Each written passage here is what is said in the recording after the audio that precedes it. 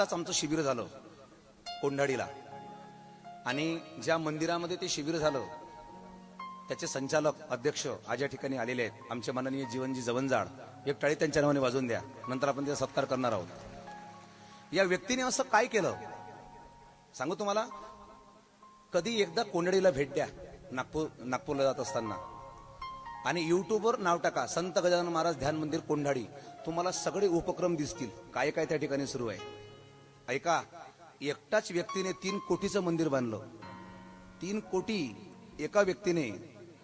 आणि नुसतं बांधलं नाही तर त्या ठिकाणी ज्या शहरामध्ये प्रत्येक ठिकाणी नागपूरला, अमरावतीमध्ये, अकोल्यामध्ये आणि चांदूर बाजार जे काही तालुके जिल्हे आहेत, प्रत्येक ठिकाणी एक अँब्युलन्स आहे त्यांच्या नावाची फ्री. जो कोणी आजारी पडला असेल त्याला ती अँब्युलन्स दवाखान्यात.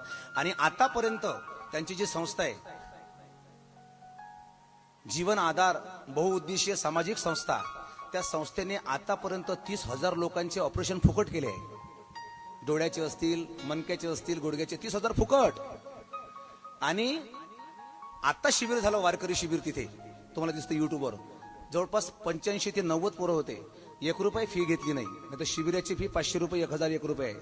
आणि 1 रुपये फी न घेता त्या एका व्यक्तीने खर्च केला. आणि प्रत्येक मुलाला शाळेची बॅग, टिफिन बॉक्स, पाण्याची बॉटल, त्याचे वही, पुस्तक, बुक्स प्रत्येक मुलाला फ्री वाटले बरं का.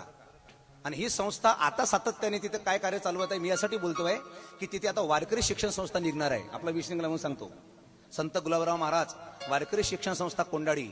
आणि तिथे आपले मुलं नाही आपण आळंदीला पाठवू शकलो कदाचित, तर असं ज्यांना वाटत असेल की आपला मुलगा शाळाही शिकावा आणि सोबत त्याच्याकडे हे ज्ञान यावं, तर तिथे ती व्यवस्था आता होत आहे. बांधकामाला सुरुवात झाली आहे धर्मशाळेच्या.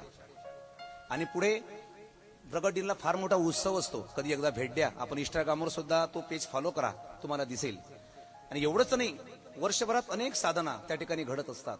दर गुरुवारी भंडारा असतो, म्हणजे प्रति शेगाव तिथे आता होत आहे. दर गुरुवारी कितीही लोक येऊ द्या, फ्री जेवण आहे.